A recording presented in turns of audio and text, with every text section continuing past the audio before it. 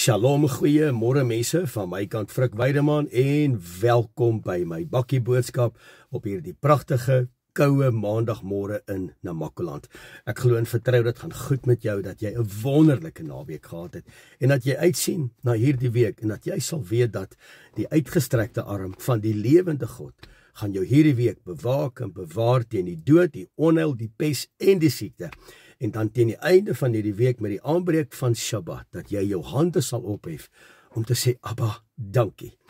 Dankie dat u my getrek het na u toe op arensvlerke en waar ons aan die einde van die week net kan reflekteer oor die goedheid en die guns op ons lewens. Nou mense, dink 'n bietjie daaraan. As jy vir iemand moet bid, wat sou jy sê is die belangrikste gebed wat jy vir 'n persoon kan bid vir 2025? Dink 'n bietjie daaraan.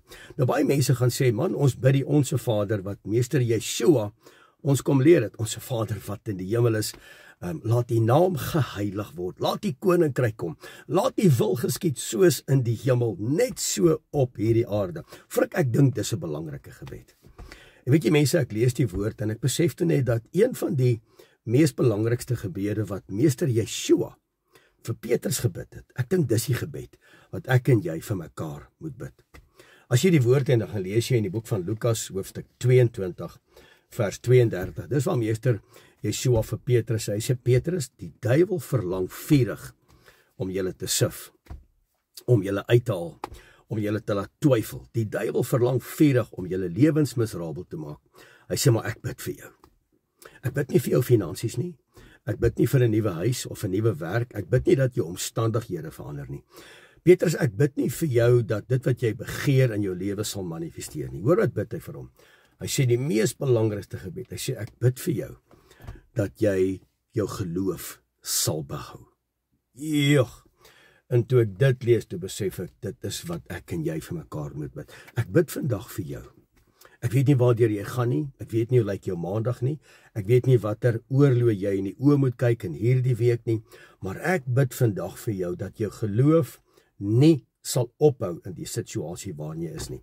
Onthou net, Meester Yeshua is die intercessor, hy is ons hoëpriester, hy tree in vir my en vir jou by die Vader. Dis wat hy doen. Dis hoekom hy ons verlosser en saligmaker is.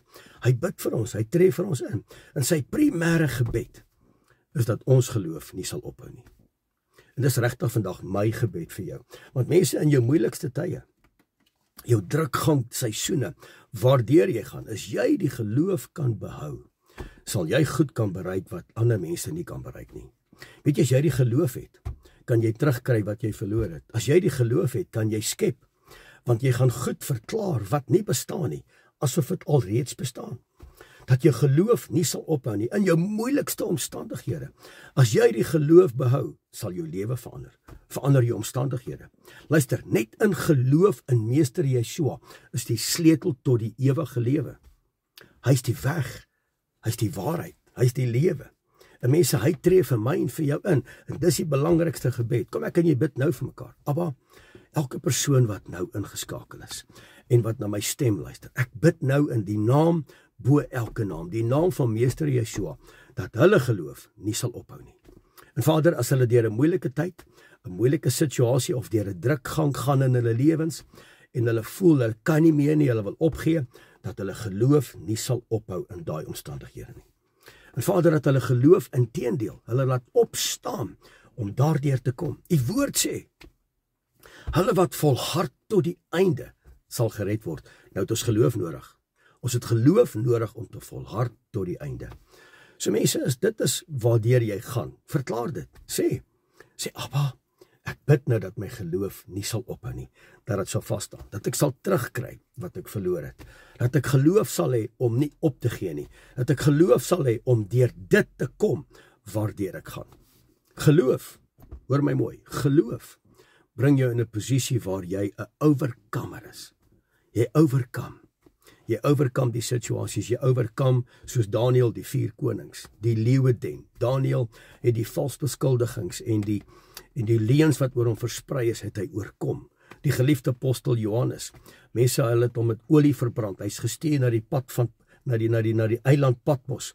Hy het die boek Openbaring daar geskryf. Hy het oorkom. En wanneer jy oorkom en wanneer jy die geloof het, het Vader deur sy Ruach, deur sy Heilige Gees aan Daniël en die geliefde apostel Johannes geopenbaar wat in die einde sal gebeur. So wat doen geloof? Geloof gee openbaringskennis. Geloof gee my die stamina om deur te kom. Die gees van vasberadenheid, die gees om te oorkom in die naam van Meester Yeshua. So die belangrikste gebed wat ek en jy vandag vir mekaar kan bid, is juist dat ons geloof nie sal ophou nie. Want die oomblik as jy geloof ophou, twyfel jy, jy wankel, jy val, jy kyk links, jy kyk regs, jy hardloop na mense, jy soek antwoorde by AI, jy soek antwoorde op die internet, en waar die antwoord eintlik reg voor ons gesig is. En dis die Heilige van Israel. Sy naam is Vader Yahweh, die Almagtige, Meester Yeshua. Geseënd is jy op hierdie maandag. Geseënd is jy in jou ingang sowel as in jou uitgang. Mag die vrede van Skepper God met elkeen wees. Shalom.